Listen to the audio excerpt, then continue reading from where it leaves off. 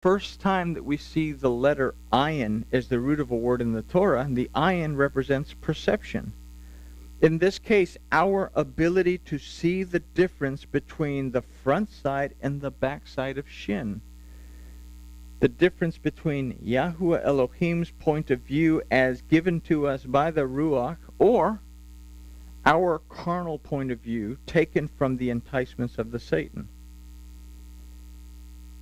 This perception is what allows us to believe and receive the word of Yahuwah that is also called Yahshua. It is in this that we have the authority to be called B'nai Elohim, the children of Elohim, that we are Bana, established and restored by, through, and in Elohim.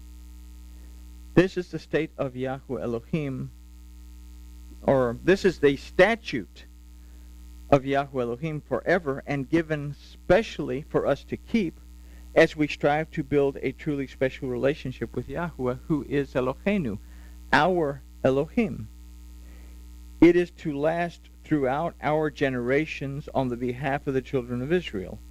It is for those who have established that Elohim prevails in their lives and is available to those who are still wrestling with Elohim. And we finish it by asking, in what condition is your lamp? So, it's a short study, 2 verses, that basically give us an understanding of what it is to build a relationship with our Elohim. That He's always moving in our direction. We can move in His direction, but it's up to us to be able to pay attention, perceive, understand where are we, make the corrections along the way so that we remain that clean vessel that receives the anointing oil, the oil of illumination, that the Ruach can come and ignite. And when that oil is ignited, then the word of Elohim comes to life to us. It makes sense. It's instruction. We talked about little things like not eating pork.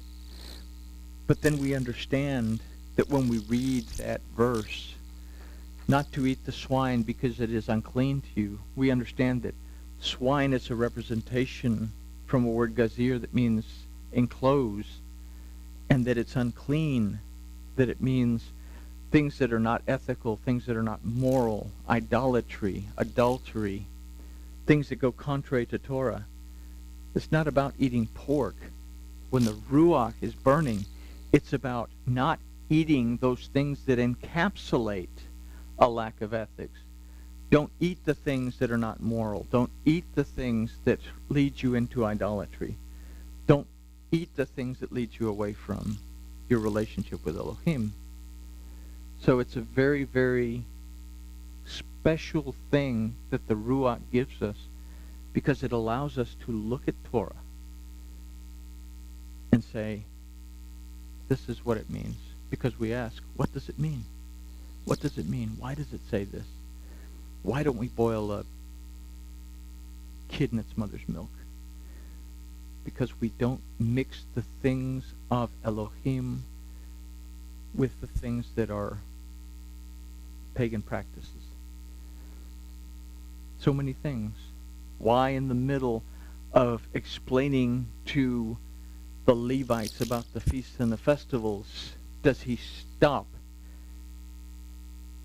at Vayikra 11:42, where we see the enlarged vav that represents you and I, the middle of explaining all this stuff to the Levites, and he stops right in the middle and he makes a comment that doesn't make any sense with the rest of it says. Is, oh, by the way, don't eat the creeping thing, the thing that crawls on its belly. Don't eat that.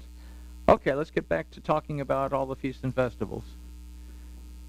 Why does it say that in the middle of keeping the things of Elohim? Don't get involved with other things. You have a decision to make whether to yield to Elohim and keep his feasts and festivals or not. So it's a very, very special thing that Elohim is doing us, that we have to be aware, and that, like our parents or our mother used to tell us when we were kids, you have to keep your room clean. Clean the room, clean the room. We have to clean the room in order for the Ruach to inhabit it, in order for Mashiach to surround it and fill it. The Ruach can ignite it in us. So that's our Torah portion for tonight. And with that, Christianity has been achieved.